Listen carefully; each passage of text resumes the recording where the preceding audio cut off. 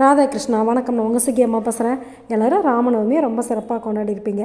அந்த ராமநவமியை பற்றி இப்போ நம்ம கொஞ்சம் விரிவாக பார்க்க போகிறோம். ஏன்னா அன்றைக்கே சொன்னால் உங்களுக்கு தெரியாதுல்ல, தசமி அன்னைக்கு தான் பரதன், லக்ஷ்மணன், சத்ருகனன் பிறந்தாங்களாம்.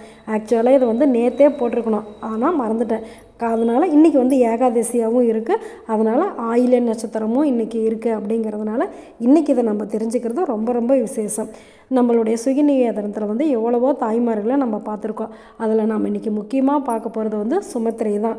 ஏன் அப்படின்னாக்கா, பகவானுக்காக ஒரு குழந்தையும் பாகவதனுக்காக ஒரு குழந்தையுமே அந்த அம்மா கொடுத்துருக்காங்க. எப்படி அப்படின்னாக்கா, ராமருடைய அம்மா பேர் கோசலை, அதே மாதிரி பரதனுடைய அம்மா பேர் கைகேயி. லக்ஷ்மணனுக்கும் சத்ருகனனுக்கும் யார் அம்மா? நம்மளுடைய சுமித்திரை தான். ராமன் எங்கே போனாலும் கூடவே நீ இருக்கணும் அப்படின்னு சொல்லிட்டு லக்ஷ்மணனை அனுப்பியிருக்காங்க. பரதன் எங்கே போனாலும் நீ பரதன் கூடவே இருக்கணும் அப்படின்னு சொல்லிட்டு சத்ருகனனையும் அனுப்பியிருக்காங்க. அப்படின்னாக்கா அந்த அம்மா எவ்வளோ பெரிய தியாகியாக இருந்திருக்கணும். சரி, இப்போ ராமநவமியோட ஸ்பெஷலை பற்றி நம்ம ஏற்கனவே நம்ம பார்த்துருக்கோம். இந்த ராமநவமிக்கு அடுத்து வர தசமியோட ஸ்பெஷலையும் இப்போ நம்ம தெரிஞ்சுக்க போகிறோம். ரொம்ப ரசிக்கிற மாதிரியாகவும் இருக்கும். இதை நீங்கள் கேட்டு பாருங்களேன். சுமித்திரை பகவானுக்காக லக்ஷ்மணனை பெற்றதும் பாகவதனுக்காக சத்ருகனனை பெற்றதும் தசமியிலே. புனர்பூசம் ராமனை தந்தது, பூசம் பரதனை தந்தது, ஆயில்யம் லக்ஷ்மணனையும் சத்ருகனனையும் தந்தது.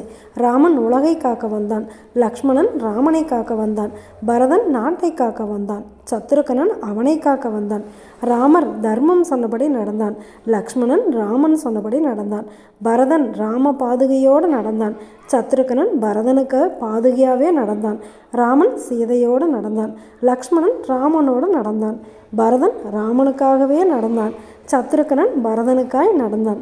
ராமன் தந்தை சொல் காத்தான், லக்ஷ்மணன் தாய் சொல் காத்தான், பரதன் ராமன் சொல் காத்தான், சத்ருகனன் பரதன் சொல் காத்தான்.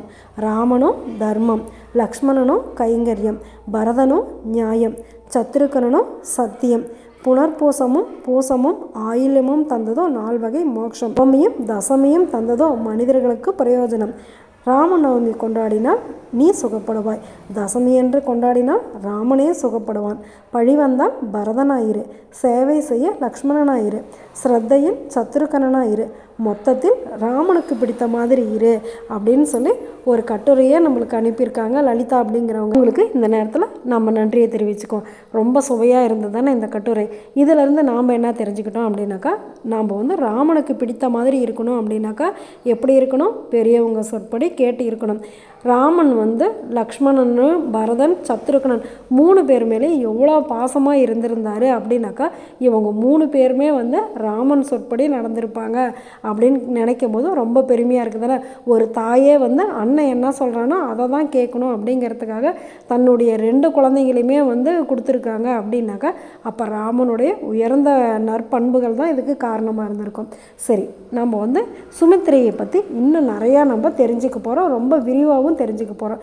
இப்போ இந்த கட்டுரை உங்கள் எல்லாருக்கும் ரொம்ப பிடிச்சிருக்கும் அப்படின்னு சொல்லி நம்புகிறேன். நல்லது நினைப்போம், நல்லதே நடக்கும், ஆனந்தமாக இருப்போம். Okay, bye. ராதே கிருஷ்ணா.